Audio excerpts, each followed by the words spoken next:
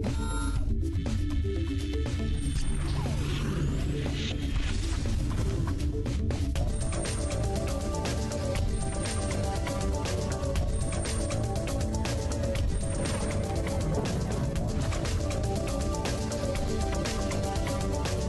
am sitting here with Nathan Camarillo with Crytek, and you're going to show us something very exciting. Obviously, that thing is Crysis 2. Yeah, so Crysis 2, I mean, we're really excited to be here at E3. It's always a big thing for Crytek. You know, we came here a number of years ago showing off Crysis in 2007. We're here revealing Crysis 2 this year. We're very excited. The big thing for us this year is that we really want you to know that it's about future warfare. You have this awesome technology called the Nanosuit that was in Crysis 1. And you use these together to create the sandbox gameplay that you found in Crysis, but now it's set in New York. When you add these all together, we create this, the intensity of linear FPS games, which we're not a linear FPS game, we're sandbox, but we create that kind of intensity with all this freeform choice. So it's a really great, unique experience like no other game that you play. Now, obviously, Crysis was an incredible graphical showpiece. I'm sure that you want to continue that kind of reputation going into the sequel.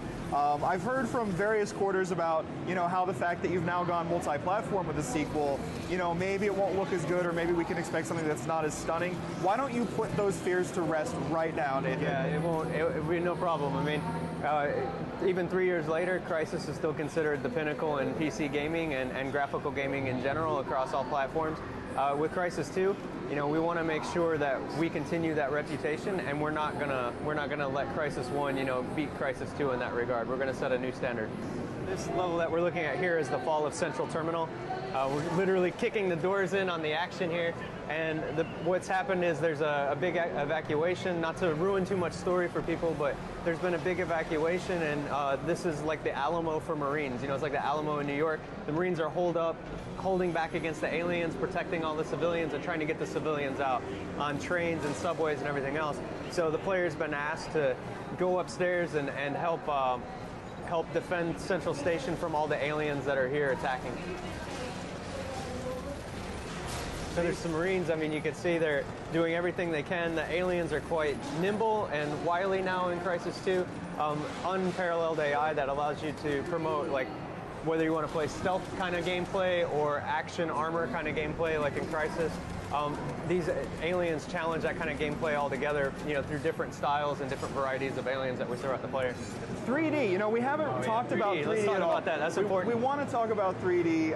I mean, I think me and other people are always concerned that when you have a game with busy environments with a lot going on, you know, we want to make sure that we can see what's going on and still be immersed in the experience. Tell us about the 3D experience in Crysis. Yeah, 3D, I mean, that's a huge thing for us to be able to come to E3 and finally talk about that. Internally at Crytek, we're always on the cutting edge of technology, and for us, we're always trying to make better gaming through making better technology. You know, we make really good engine technology, and we use that to make better and better games. So for 3D, we saw this as a trend a couple of years ago that games would go this way. So we had a guerrilla team, a small group of guys internally constantly investigating 3D and all the different 3D formats and 3D technologies and 3D cinema and, you know, everything. And then we made sure that CryEngine was prepared for that. So a first-person shooter is a great environment for 3D. There's lots of things you get close to, like cover and melee with aliens or, you know, other humans. But then there's also big expanses and big open areas. There's things that come at you. There's cutscenes. It's like the perfect format to have for a 3D game. And so we're taking it seriously every step of the way.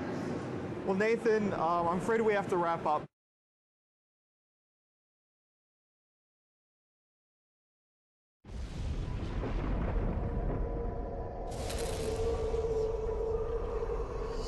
Start spreading the news.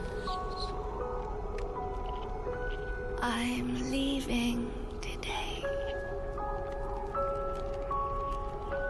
I want to be a part of it. New York, New York. These vagabond shoes are longing to stray right through the very heart of it. New York, New York.